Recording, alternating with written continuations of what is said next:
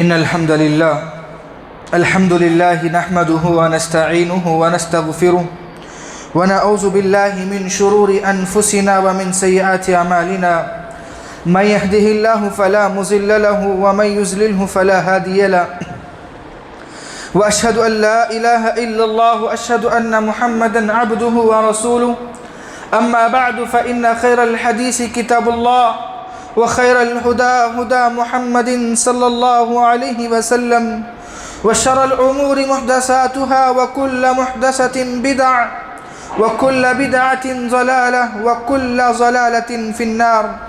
أعوذ بالله من السميع العليم من الشيطان الرجيم. بسم الله الرحمن الرحيم. يا أيها الناس اتقوا ربكم الذي خلقكم من نفس واحدة وخلق منها زوجها وبث منهما رجالا كثيرا ونساء واتقوا الله الذي تساءلون به والأرحام إن الله كان عليكم رقيبا. يا أيها الذين آمنوا اتقوا الله وقولوا قولا سديدا يصلح لكم أعمالكم ويغفر لكم ذنوبكم ومن يطع الله ورسوله فقد فاز فوزا عظيما. وقال الله تبارك وتعالى في موضع آخر ومن آياته أن خلق لكم من أنفسكم أزواجا لتسكنوا إليها وجعل لكم بينكم مودة ورحمة إن في ذلك لآيات لقوم يتفكرون. وقال أيضا كيف تكفرون بالله وكنتم أمواتا فأحياكم به الى آخر الآیہ. ہر قسم کی تعریف و توصیف، کبریائی و بڑائی سب رب وحدہ لا شریک کے لیے لائق و سزاوار ہے، جس نے انسان کو پیدا کرنے کا مقصد قرآن مجید کے اندر سورہ ذاریات کے اندر فرمایا وما خلقت الجن والانس الا لیعبدون. ہم نے جن اور انسان کو صرف اور صرف اپنی عبادت کے لیے پیدا کیا ہے. اللہ رب العالمین کی تعریف جتنی بھی کی جائے کم ہی ہے. خود اللہ رب العالمین نے قرآن مجید کے اندر جگہ جگہ پر اپنی تعریف الگ الگ انداز میں کیا. کہیں فرمایا یسبح للہ ما فی السماوات والارض. اے دنیا کے اندر بسیرا کرنے والے انسان، دنیا کے اندر جتنے بھی مخلوق ہیں ساری کی ساری میری تسبیح و تحریم بیان فرماتی ہے. کہا وَلَوْ أَنَّنَا فِي الْأَرْضِ أَبْحُرٌ مَا نَفِذَتْ كَلِمَاتُ اللَّهِ. اگر تم اللہ رب العالمین کی تعریف کرنا چاہو، دنیا کے اندر سارے سمندر کے پانی کو سیاہی بنا لو اور دنیا کے اندر جتنے بھی درخت ہیں ان درختوں کو قلم بنا لو، اس قلم سے اللہ رب العالمین کی تعریف لکھتے ہوئے جائیں، لیکن قلم سارے ختم ہو سکتے ہیں اور سارے سمندر کا پانی ختم ہو سکتا ہے، لیکن اللہ رب العالمین کی تعریف میں ذرا برابر بھی کمی نہیں آ سکتی. خود اللہ رب العالمین نے فرمایا الحمدللہ رب العالمین الرحمن الرحیم مالک یوم الدین. سب تعریفیں اللہ رب العالمین کے لیے ہیں جو رحم کرنے والوں کا رحم کرنے والا ہے اور روز قیامت کا دن کا مالک ہے. بعدہ مختصر سی تعریف کے بعد درود کا نزلانہ ہو تمام انبیاء علیہ السلام پر، خصوصاً بالخصوص میرے اور آپ کے آخری نبی احمد مجتبیٰ محمد رسول اللہ صلی اللہ علیہ وسلم کی ذات شخصیت مطہرہ مبارکہ پر. اللہم صلی علی محمد وعلی آل محمد کما صلیت علی ابراہیم وعلی آل ابراہیم انکا حمید مجید. اللہم بارک علی محمد وعلی آل محمد کما بارکت علی ابراہیم وعلی آل ابراہیم انکا حمید مجید. اللہ رب العالمین کا بے انتہا شکر ہے جس کی توفیق سے میں اور آپ خطبہ جمعہ سننے اور خطبہ جمعہ کے بعد جمعہ کی نماز ادا کرنے کے لیے یہاں پر جمع ہوئے ہیں. اللہ رب العالمین سے دعا ہے اللہ رب العالمین ہمارے مل بیٹھنے کو قبول فرمائے اور اسی طریقے سے کل روز قیامت کے دن جنت الفردوس کے اندر مل بیٹھنے کی توفیق و سعادت نصیب فرمائے. آمین یا رب العالمین. اسی جمعہ کی مناسبت سے ہم نے اس سے پہلے جمعہ کے اندر عورت کے تعلیم کے فوائد کے متعلق کچھ باتیں آپ لوگوں کے سامنے گفتگو کی تھی. اس کے بعد کا جمعہ ہم نے میاں بیوی کے رشتے کی عظمت کے بارے میں آپ لوگوں کے سامنے کچھ گفتگو کی تھی. اس کے بعد مجھے موضوع دیا گیا ہے اسلام میں عورت کا مقام اور اس کی ذمہ داری۔ یہ نہ سمجھیں کہ مردوں کے متعلق کچھ باتیں نہیں ہوں گی، ہر بات مرد سے جڑی ہوئی ہے۔ دیکھیں، اپنے موضوع کا آغاز کرنے سے پہلے اس بات کی وضاحت کرنا چاہتا ہوں کہ اسلام کے اندر جو عورت کو مقام و مرتبہ دیا گیا ہے وہ دوسرے مذاہب کے اندر نہیں دیا گیا، کیونکہ میں نے جب اس موضوع کی تحقیق کی، جب اس موضوع کے بارے میں کچھ کتابیں پڑھی، کچھ نکات جو مجھے ملے ہیں وہ آپ لوگوں کے سامنے عرض کرنا چاہتا ہوں۔ دیکھیں، سب سے پہلی چیز عیسائیوں کے بارے میں، عیسائی مذہب کے اندر عورت کا مقام و مرتبہ کیا ہے۔ وہ لکھتے ہیں عیسائی کے مذہب کے اندر عورت کا مقام و مرتبہ، وہ کہتے ہیں وہ عورت کیسے پاک ہو سکتی ہے جو عورت گندگی سے آئی ہے اور ہمیشہ گندگی رہنے والی ہے۔ یعنی کہ وہ لوگوں کا نظریہ یہ ہے کہ عورت ذات جو ہے وہ گندی ہے۔ جس مذہب کے اندر عورت کو گندہ سمجھا جائے وہ عورت کو کیا مقام دے سکتے ہیں۔ اور اسی طریقے سے دیگر مذاہب کا میں نام نہ لیتے ہوئے صرف اوپری کی بات بتاتے اپنے بات کو آگے بڑھانا چاہتا ہوں۔ ایک اور مذہب کے اندر عورت کو اس بات سے تشبیہ دی جاتی ہے کہ عورت ایک ایسی ذات ہے اس کو مارے بغیر زندگی نہیں کٹتی۔ جس طریقے سے گائے کو مارنے پر گائے سیدھا راستہ پکڑتی ہے، ڈھول کو مارنے سے ڈھول میں سے آواز آتی ہے، اسی طریقے سے عورت کو مارنے سے وہ زندگی کی سیدھی راہ پر چلتی ہے، ایک مذہب کا کہنا ہے۔ اور دوسرے مذہب کا یہ کہنا ہے کہ عورت سانپ اور بچھو جو زہریلی چیز ہے اس سے بھی خطرناک ہے۔ اور ایک مذہب کے اندر عورت کو، جو یہودی مذہب سے تعلق رکھتا ہے، وہ کہتے ہیں کہ عورت صرف اور صرف اپنی شہوت مکمل کرنے کا ایک آلہ ہے۔ اس کے بعد قرآن مجید کے اندر، اس سے پہلے قرآن مجید کی آیت بتاؤں اس سے پہلے کہ عربوں کے اندر عورت کا مقام و مرتبہ کیا تھا۔ جب لڑکی پیدا ہوتی، وَإِذَا بُشِّرَ أَحَدُهُمْ بِالْأُنْثَىٰ فَظَلَّ وَجْهَهُ، جب ان کو خوشخبری دی جاتی کہ تمہیں بیٹی ہوئی ہے تو ان کے چہرے نادانی سے، ان کے چہرے ذلت سے ٹھپ پڑ جاتے۔ اور عربوں کے اندر خواتین کے ساتھ، عورتوں کے ساتھ یہ معاملہ کیا جاتا تھا، ان کو زمین کے حوالے زندہ درگور کیا جاتا تھا۔ اور عورت بچی پیدا ہونے پر ماں باپ، جو ماں خود ایک عورت ہونے کے باوجود بھی اس بچی کو اپنے ذلت کا دامن سمجھ کر جو ہے اس کو چھوڑنے پر مجبور ہو جاتی، اس کو قتل کرنے پر اپنے شوہر کو ابھار دیتی۔ اور اللہ رب العالمین نے، اللہ کے نبی جناب محمد رسول اللہ صلی اللہ علیہ وسلم نے فرمایا، دنیا کے اندر سب سے، یہ دنیا کیا ہے؟ عاجزی دنیا ہے، یعنی کہ ختم ہونے والی دنیا ہے، چند روزہ دنیا ہے۔ لیکن اللہ کے نبی جناب محمد رسول اللہ صلی اللہ علیہ وسلم نے فرمایا، یہ دنیا کے اندر سب سے اچھی چیز، سب سے بہترین چیز اگر کوئی ہے وہ نیک عورت ہے۔ اسلام کے اندر عورت کا یہ مقام ہے۔ اور اسی طریقے سے اللہ رب العالمین نے، جہاں تک میرے علم کے مطابق، اللہ رب العالمین نے جتنی بھی صحابیات، صحابہ تھے، اللہ رب العالمین نے خود سلام بھیجا ایک خاتون کو۔ یہ عورت کا مقام اسلام کے اندر بتایا گیا۔ اور اسی طریقے سے جبرائیل امین جو فرشتوں کے سردار ہیں، انہوں نے بھی دنیا کے اندر کسی کو سلام نہیں سنایا، خصوصاً سلام، لیکن ایک خاتون ہے اس کو جبرائیل امین نے سلام سنایا۔ یہ اسلام کے اندر عورت کا مقام و مرتبہ ہے۔ اور ہم بات کریں کہ یہ عورت جب ایک بیٹی رہتی ہے، جب بیٹی بن کر اس دنیا کے اندر آتی ہے، دیگر مذاہب کی بات چھوڑیں، اب ہم دین اسلام کی بات کریں گے کہ دین اسلام کے اندر عورت کا مقام کیا ہے۔ اللہ رب العالمین نے اس عورت کو، جب دین اسلام آیا، جب دین اسلام کی شریعت آئی، اس کے بعد اس کا مقام و مرتبہ کیا ہوا، آج ہم جاننے کی کوشش کریں گے۔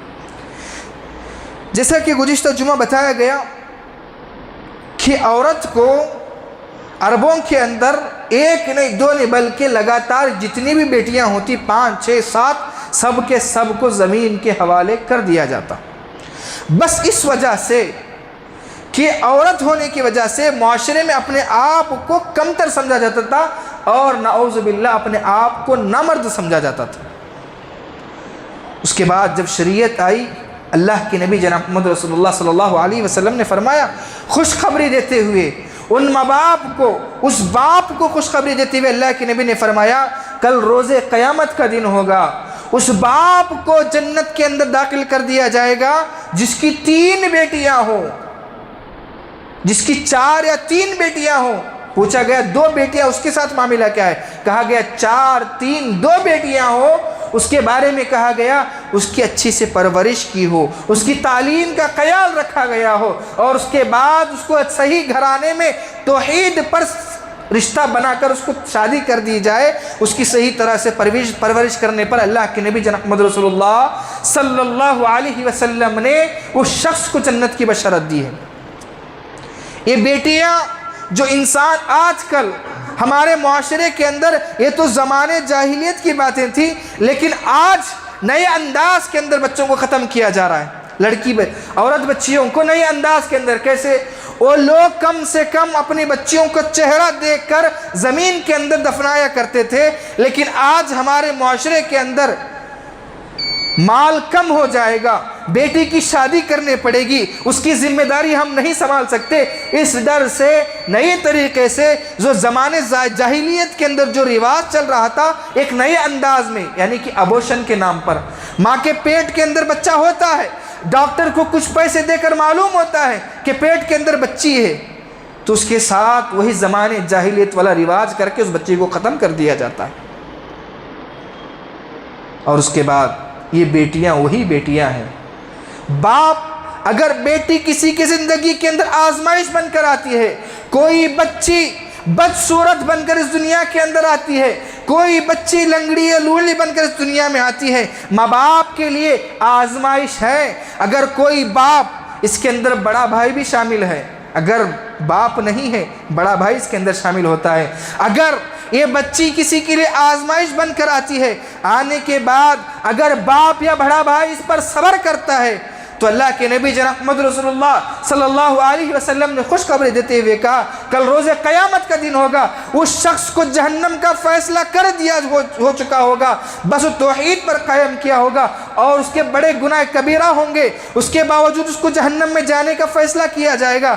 اس کے بعد وہاں پر اس کی بیٹی آئے گی، اس کی بیٹی آئے گی، آ کر اللہ رب العالمین کے سامنے سفارش کرے گی، اے اللہ رب العالمین، دنیا کے اندر تو نے مجھے آزمائش بنا کر دنیا کے اندر بھیجا تھا، تو نے مجھے بدصورت بنا کر بھیجا تھا، تو نے مجھے لنگڑا لولا بنا کر بھیجا تھا، اے اللہ تو نے میری قد کو چھوٹا کر کے دنیا کے اندر بھیجا تھا، لیکن میرا باپ تھا، بازو والے تانے مار رہے تھے، میرے گاؤں والے تانے مار رہے تھے، اڑوس پڑوس کے تانے مار رہے تھے، لیکن یہ میرا باپ تھا، لیکن کبھی مجھے تانے نہیں مارا، بلکہ مجھے ہر وقت اپنے ہاتھ سے شفقت والا ہاتھ پھیر کر صبر کی تلقین کرتا رہا، خود بھی صبر کرتا رہا اور مجھے بھی صبر کرنے کے لیے کہتا رہا، اے اللہ آج میرا بابا پریشان ہے، اے اللہ تو میرے باپ پر رحم فرما۔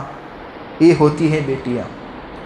آج ان کے پیدا ہونے پر جو زمانے جاہلیت کے اندر جو رواج چلتا ہے، اگر بچیوں کو نہیں مارے، بچیوں کو ختم نہیں کیے، اس کے باوجود بھی دوسرا ایک اور طریقہ ہمارے معاشرے کے اندر دیکھنے کو ملتا ہے۔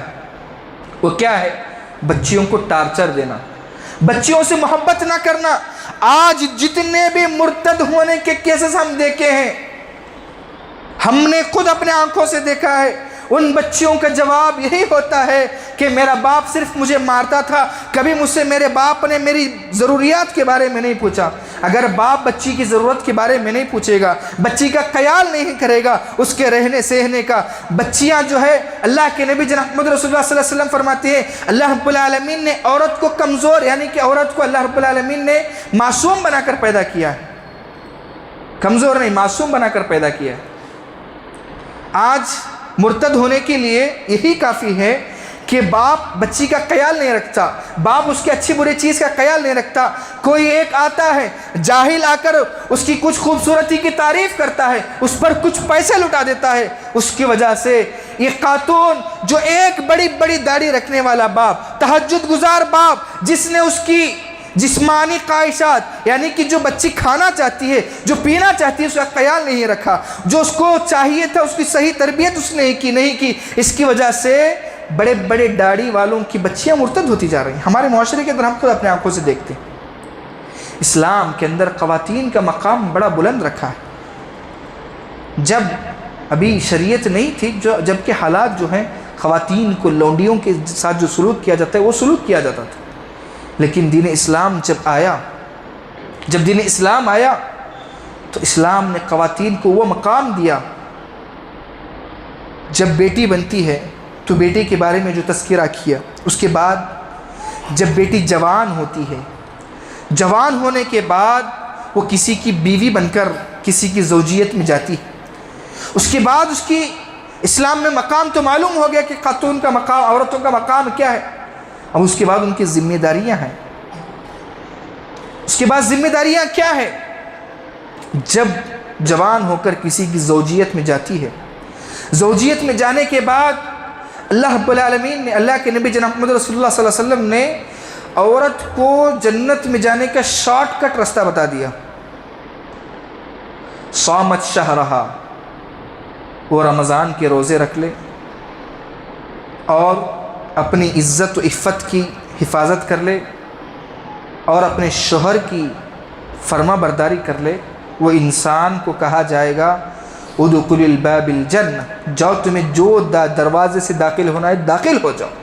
جو شرف ابوبکر صدیق رضی اللہ عنہ کو دیا گیا تھا، ابوبکر صدیق رضی اللہ عنہ کو کہا گیا کہ تم جو جنت کے جتنے بھی دروازے ہیں، جو دروازے جانا ہے چلے جاؤ، وہ مقام، وہ مرتبہ عورت کو دیا گیا ہے بس 3 چیزوں پر: رمضان کے روزے رکھ لے، اپنی عزت و عفت کی حفاظت کر لے اور اپنے شوہر کی فرما برداری کر لے۔ ہم اس بات پر 2-3 باتیں گفتگو کر کے اپنی بات کو آگے بڑھاتے ہیں۔ شوہر کی اطاعت و فرما برداری عورت کی اہم ذمہ داری ہے۔ اس کے بغیر عورت جنت میں جا ہی نہیں سکتی اگر اس کا شوہر اس سے ناخوش ہو۔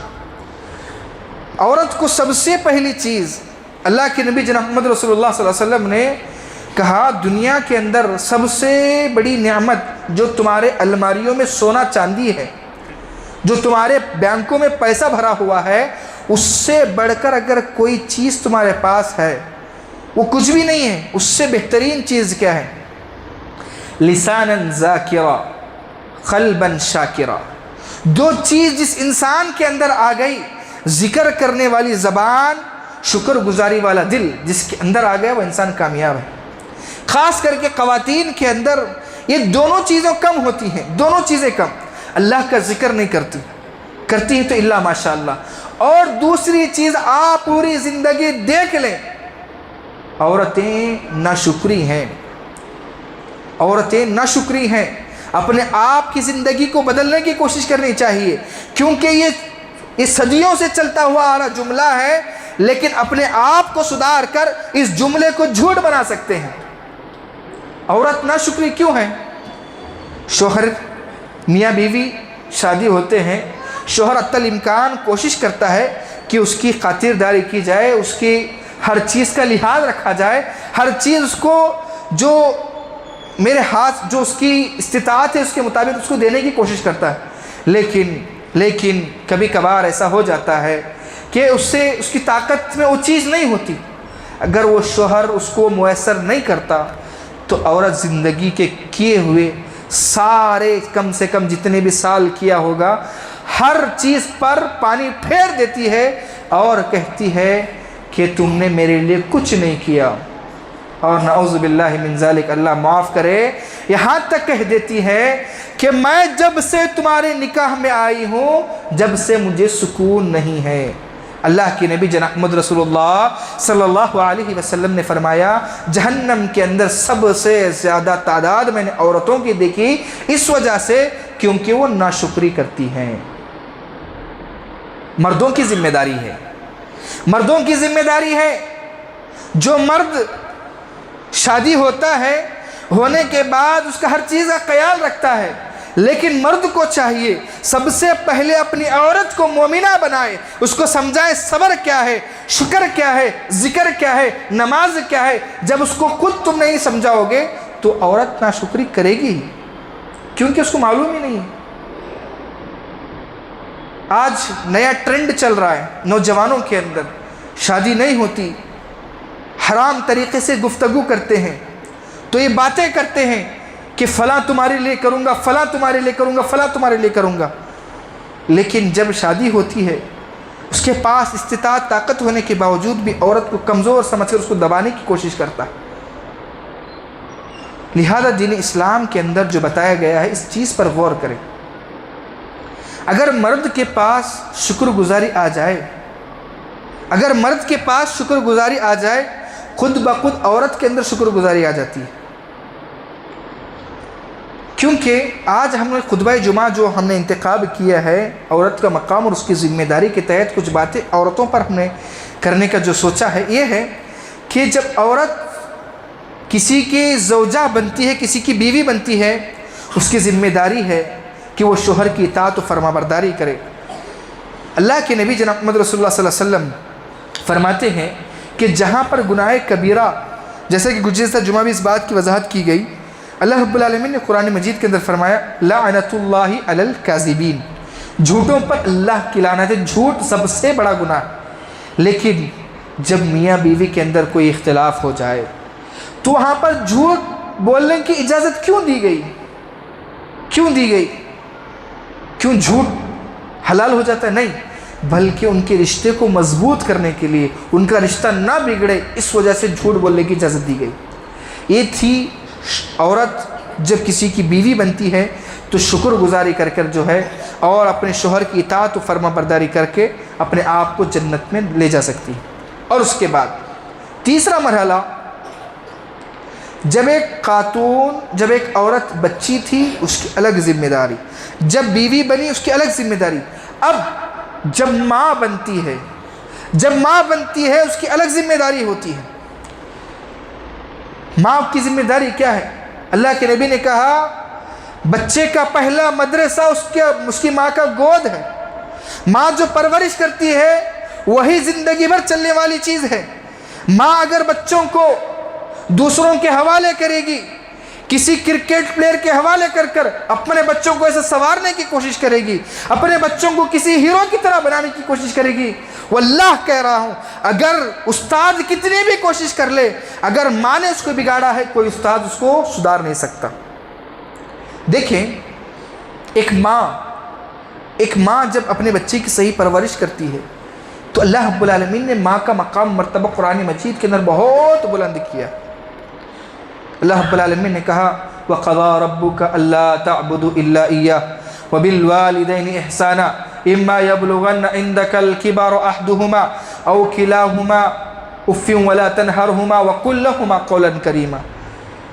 اللہ رب العالمین راضی ہونے کا اعلان کرتا ہے جس کے ماں باپ راضی ہوں، اور اللہ رب العالمین نے کہا تمہارے ماں باپ میں سے ایک یا دونوں بڑھاپے پر پہنچ جائے تم ان کو اف تک مت کہنا۔ اللہ رب العالمین نے اتنا بڑا ماں باپ کا مقام مرتبہ بلند کیا۔ کیوں؟ اس کی وجہ کیا ہے؟ جو ماں باپ اپنی اولاد کے لیے جو تکالیف برداشت کرتے ہیں اس کا احسان اولاد پوری زندگی بھر میں نہیں چکا سکتی۔ کیوں؟ اللہ کے نبی جناب محمد رسول اللہ صلی اللہ علیہ وسلم نے ماں کے مقام و مرتبے کے بارے میں کہا۔ ایک صحابی آتے ہیں اللہ کے نبی سے، کہتے اللہ کے نبی میں نے اپنی ماں کو اپنے کندھے پر بٹھا کر کعبۃ اللہ کا طواف کروایا، اللہ کے نبی میں نے حج کروایا، اللہ کے نبی میری ماں بوڑھی ایک دم کمزور لاچار تھی، اس کے پاس چلنے کی سکت نہیں تھی، اس کے باوجود میں نے میری ماں کو کندھے پر بٹھا کر میں نے حج کروایا۔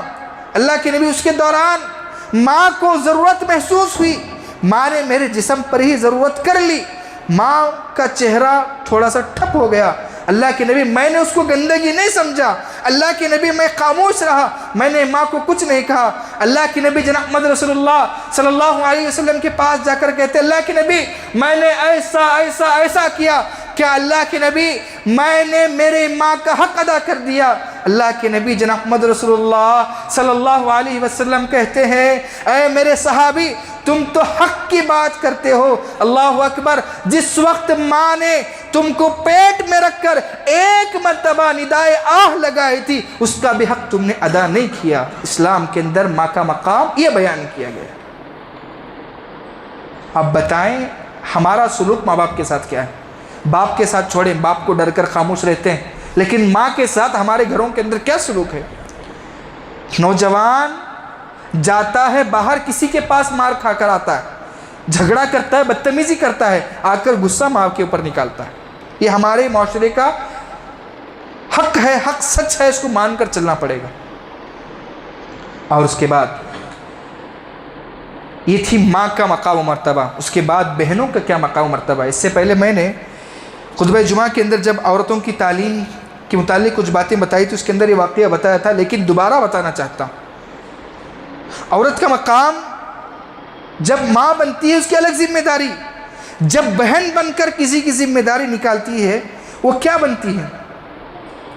صحیح بخاری کی تفسیر لکھنے والے جو 5 صدی بعد لکھی گئی، حافظ ابن حجر عسقلانی رحمہ اللہ علیہ، یہ ان کی ماں نہیں تھی، ان کی ماں نہیں تھی، ست الرکب ان کی بہن نے ان کو پرورش کی، ان کو پالا پوسا اور اس کے بعد ان کو تعلیم کے میدان میں آگے بڑھایا، اتنا آگے بڑھایا، اتنے آگے بڑھایا، اتنے آگے بڑھایا، ان کو حافظ ابن حجر عسقلانی رحمہ اللہ بنایا۔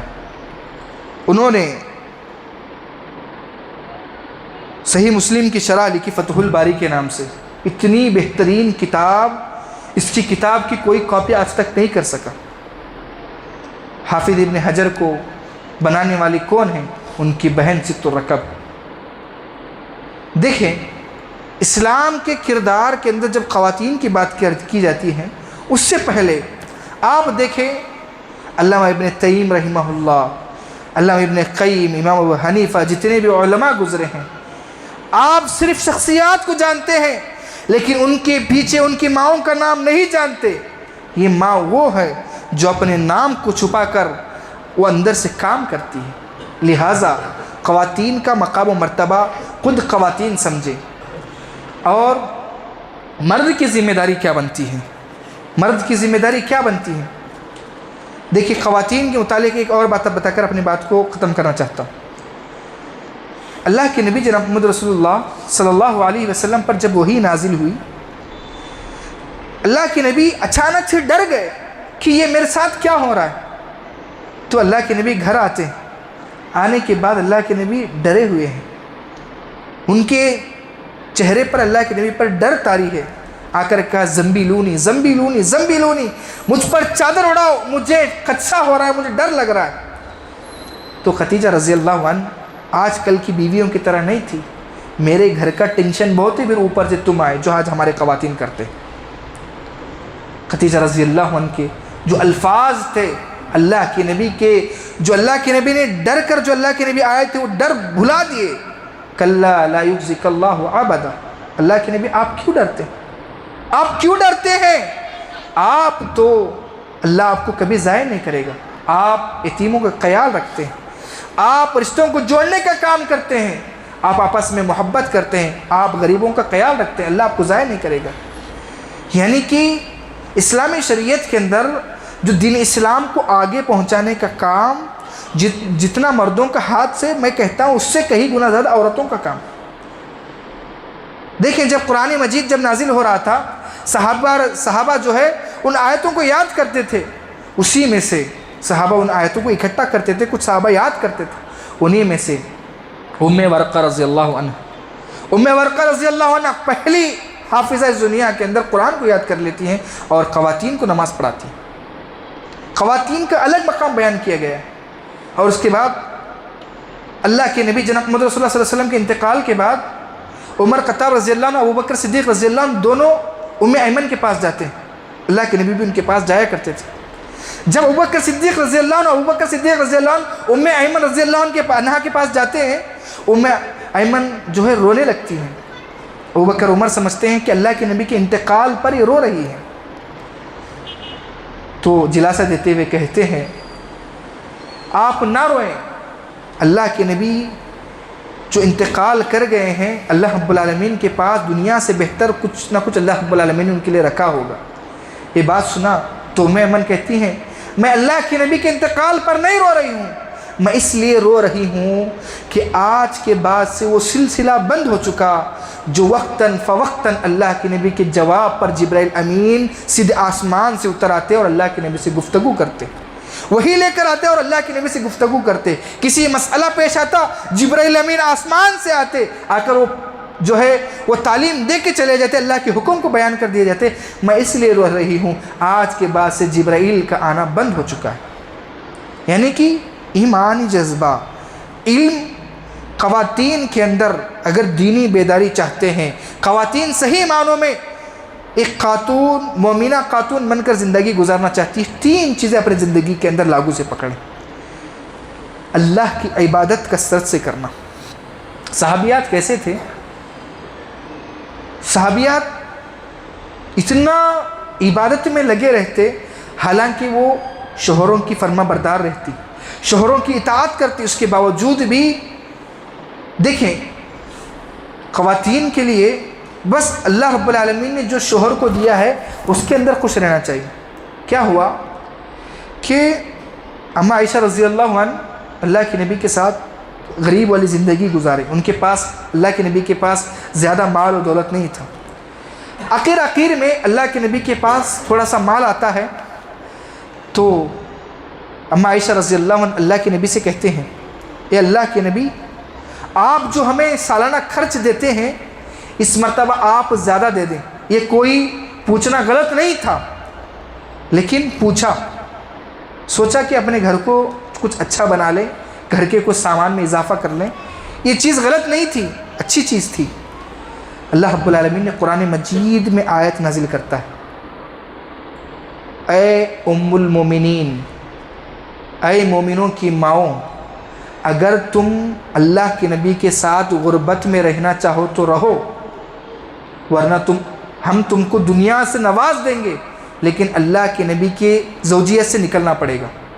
یہ بات سننا تھا۔ اللہ کے نبی آ کر عائشہ رضی اللہ عنہ سے کہتے ہیں دیکھو اللہ رب العالمین نے قرآن مجید کے اندر ایک ایسی آیت نازل کیا ہے، تم میرے ساتھ رہو تو غربت میں رہو، جیسے اللہ رب العالمین نے نوازا ہے اسی میں رہو۔ اگر تم چاہتی ہو تمہیں دنیا چاہیے، دنیا بھر کی دولت چاہیے، اللہ رب العالمین نے حکم دیا ہے کہ تم مجھ سے الگ ہو جاؤ، اللہ رب العالمین تمہیں دنیا نوازنے والا۔ اللہ کے نبی کہتے ہیں اے عائشہ، تم اپنے ماں باپ سے مشورہ کرو، دیکھو اس کے بعد کیا جواب آتا ہے۔ اللہ اکبر۔ عائشہ رضی اللہ عنہ کی آنکھوں میں آنسو ہیں، کہتے اللہ کے نبی مجھے دنیا نہیں چاہیے، مجھے اللہ اور اس کے رسول چاہیے۔ اللہ کے نبی اس معاملے میں آپ کہتے ہیں کہ میں اپنے ماں باپ سے مشورہ کروں۔ آپ غور کریں اس بات پر کہ آج خواتین ہماری اپنے شوہروں کو حرام کاموں پر ابھارتی ہیں۔ کیسے حرام کاموں پر؟ ان کے پاس چیزیں نہیں ہوتی، لیکن اپنے ضد میں، اپنی انانیت میں، اپنے تکبر میں، اپنے غرور کے اندر آ کر اس کو کہتی نہیں، کیسے بھی کر کے لاؤ، مجھے لانا ہے، لانا ہے، لانا ہے۔ یہ ناشکری ہے۔ جو اللہ رب العالمین نے آپ کے شوہر کو دیا ہے اس پر جو ہے خوش رہ کر اللہ رب العالمین کو جو ہے شکر گزار بننے کی کوشش کریں۔ آخری بات مردوں کے متعلق یہ ہے کہ خواتین کو شکر گزار بنانا، نیک بنانا آپ کی ذمہ داری ہے۔ آج ہمارے معاشرے کے اندر تلخ حقیقت یہی ہے کہ خواتین کو ابھی بھی نیچی نگاہوں سے دیکھا جاتا ہے، یعنی کہ ان کا مقام و مرتبہ ہماری نگاہوں میں کوئی نہیں۔ دیکھیں اللہ کے نبی نے اپنے ازواج مطہرات کے ساتھ کیسے رہا کرتے تھے، جیسے گزشتہ جمعہ واقعہ بتایا میں نے، وقت کا نبی، وقت کا پیغمبر اپنی بیوی کے ساتھ رننگ ریس، اللہ کے نبی جناب محمد رسول اللہ صلی اللہ علیہ وسلم عائشہ رضی اللہ عنہ کے ساتھ رننگ ریس کرتے ہیں۔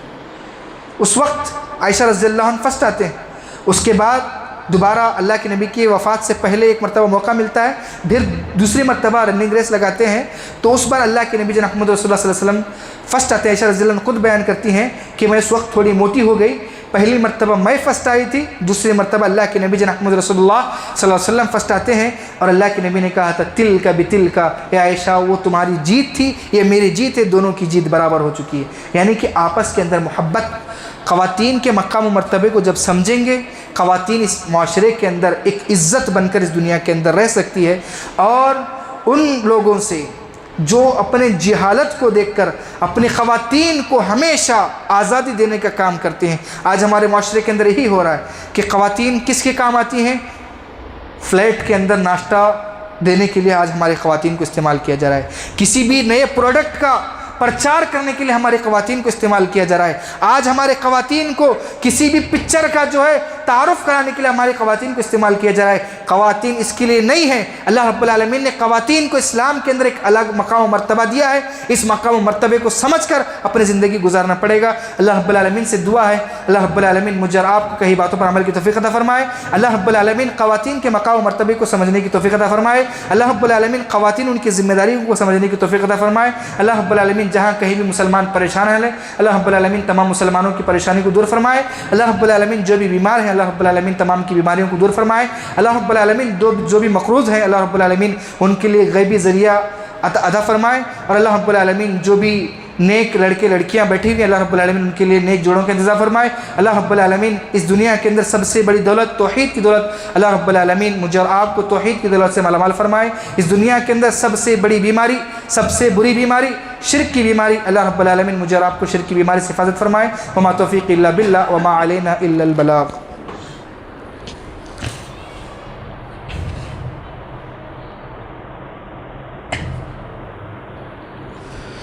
إن الحمد لله نحمده ونستعينه ونستغفره ونؤمن به ونتوكل عليه ونعوذ بالله من شرور أنفسنا ومن سيئات أعمالنا من يهده الله فلا مضل له ومن يضلل فلا هادي له وأشهد أن لا إله إلا الله وأشهد أن محمدا عبده ورسوله أما بعد فإن خير الحديث كتاب الله وخير الهدى هدى محمد صلى الله عليه وسلم وشر الأمور محدثاتها وكل محدثة بدعة وكل بدعة ضلالة وكل ضلالة في النار أعوذ بالله السميع العليم من الشيطان الرجيم بسم الله الرحمن الرحيم إن الله وملائكته يصلون على النبي يا أيها الذين آمنوا صلوا عليه وسلموا تسليما اللهم صل على محمد وعلى آل محمد كما صليت على إبراهيم وعلى آل إبراهيم إنك حميد مجيد عباد الله رحمني ورحمكم الله إن الله يأمر بالعدل والإحسان وإيتاء ذي القربى وينهى عن الفحشاء والمنكر والبغي ولذكر الله أكبر والله يعلم ما تصنعون۔